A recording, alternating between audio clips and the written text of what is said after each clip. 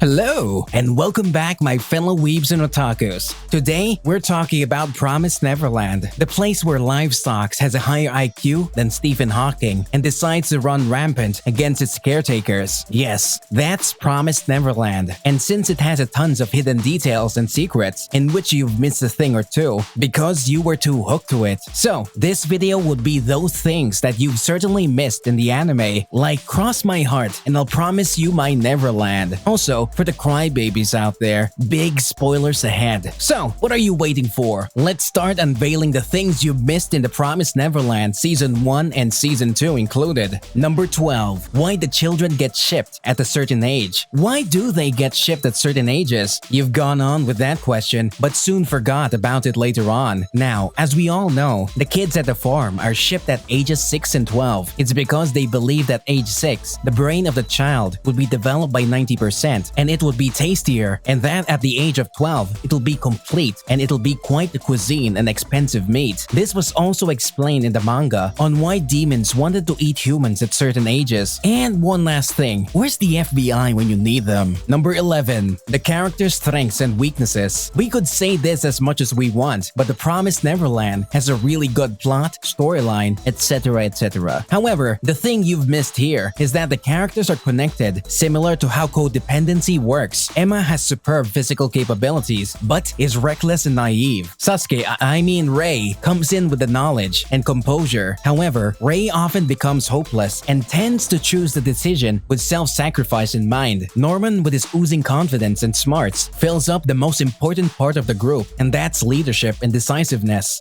But he has weak physical capabilities. If you can see the pattern here, then you've seen right, because the characters are well written to cover up for each other and to also give diversity and roles. Number 10. The numbers that appear at the start are dates. You ever just sit and listen to the amazing opening in Promised Neverland, then some big-ass numbers that you started to think, where some serial numbers for some doujinshi suddenly appear? Well, no, they aren't doujinshi numbers for some hentai, you sick bastard. Those numbers correspond with the time in the anime. In the opening and the calendar zooming part of the anime, it shows the real date in the anime, like in episode 1, where the numbers were 121045, 121045. Then, the anime will do this close-up scene on a calendar and it'll say the same number from the title, like the 12th of October 2045, which is 121045. Coincidence? I think not. Number 9. There are different demons in the Promised Neverland. Though it's no mystery now, it's something you didn't pay attention to, like the demons do look the same, but at the same time look different. Probably because there are 6 types of demons based on their abilities and intelligence, such as the village demons, which are the villagers, the farm demons, which are the demons with the swords and black cape, the tame demons, which are the animal-like demons accompanied by the farm demons, the heathens, which are Sonju and Mujika, the poachers, which are those wealthy-looking demons and the ones that manage farms, and the wild man-eaters, those disgusting spider demons. So, now you know that there are 6 types of demons. I can't believe they put some thought into that. Aren't demons supposed to be those